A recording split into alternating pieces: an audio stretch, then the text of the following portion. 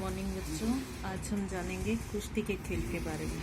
हमारे हरियाणा की तो कुश्ती वैसे भी बहुत ही ज़्यादा लोकप्रिय है, सभी बच्चों को भी कुश्ती खेलना पसंद है। तो हम पुराने समय की कुश्ती के बारे में कुछ बातें जानेंगे। पुराने समय में कुश्ती को मल्लयुद्ध या दंगल कहते थे और राजाओं के किलों में कुश्ती हुआ करती थी। तो राजा उन्हें जीतने वाले पहलवान को इनाम भी देते थे, पर तब समय निर्धारित नहीं होता था। पर आजकल जो कुश्ती होती है इसमें समय निर्धारित होता है कि इतने समय तक ही लड़ेंगे और फिर रेफरी डिसाइड करता है कि कौन जीता और कौन हारा।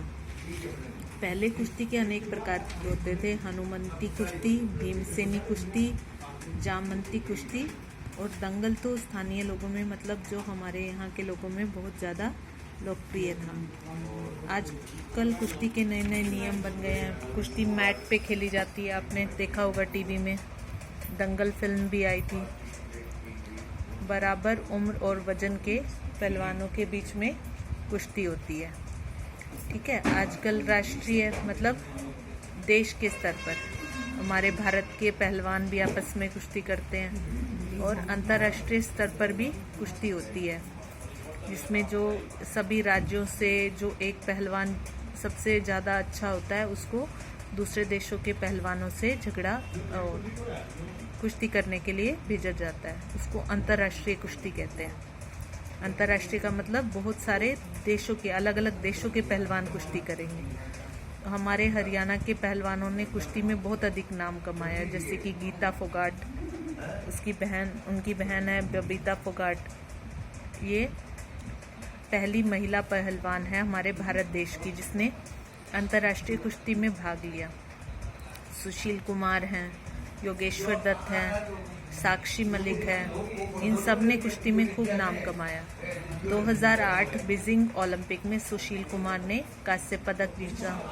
2012 लंदन ओलंपिक में सुशील कुमार ने फिर से रजत पदक। कांस्य पदक होता है तीसरे नंबर पे आने वाले को, रजत पदक दूसरे नंबर पे आने वाले को, और जो पहले नंबर पे आता है उसे स्वर्ण पदक दिया जाता है। और 2012 में ही योगेश्वर दत्त ने कांस्य पदक जीता था। इस अलग अलग उम्र की और अलग अलग वजन वाली इन्होंने कैटेगरी में भाग लिया था।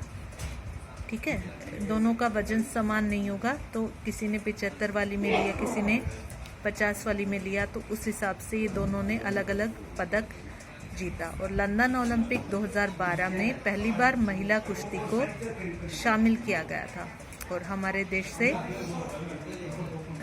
गीता फोगाट जी ने इस खेल में पहली बार ओलंपिक में कुश्ती में भाग लिया। और साक्षी मलिक पहली महिला कुश्ती खिलाड़ी थी जिन्होंने 2016 में रियो ओलंपिक में पदक जीतकर कांस्य पदक जीता और हमारे देश का नाम और हमारे राज्य हरियाणा का नाम रोशन किया।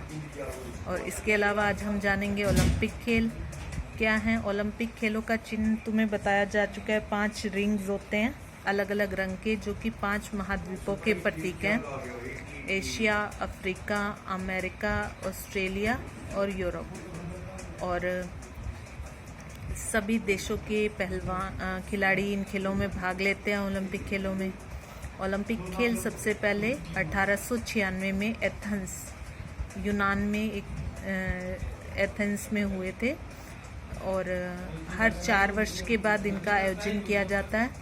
भारत ने ओलंपिक खेलों में अब तक हॉकी में 8 बार स्वर्ण पदक जीता है, मतलब पहले स्थान पर भारत रहा है। ठीक है, भारत की ओर से प्रथम व्यक्तिगत मतलब हॉकी का तो क्या था, ग्रुप का था, और व्यक्तिगत मतलब अलग से जीतने वाला पहला अभिनव बिंद्रा ने शूटिंग में जीता था।